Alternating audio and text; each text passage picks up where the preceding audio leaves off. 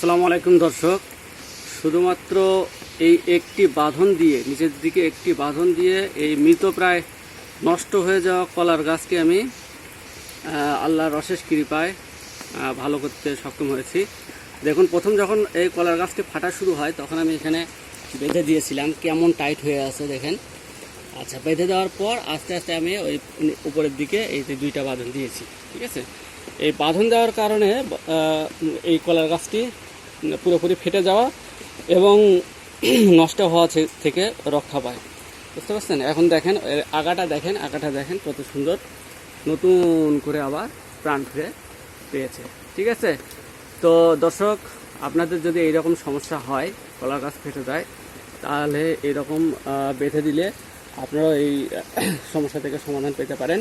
আর এখানে আমি কিন্তু কোনো ধরনের গোড়ার দিকে বা এই ফেটে যাওয়ার হাত থেকে রক্ষা করার জন্য কোনো ধরনের কেমিক্যাল বা রাসায়নিক পদার্থ ব্যবহার করিনি, ঠিক আছে। তো আপনারা এইভাবে, আমি যেভাবে অ্যাপ্লাই করেছি, আপনারা এইভাবে অ্যাপ্লাই করতে পারেন, তাহলে আপনি কলার গাছ ফেটে যাওয়া থেকে রক্ষা পেতে পারেন, ঠিক আছে।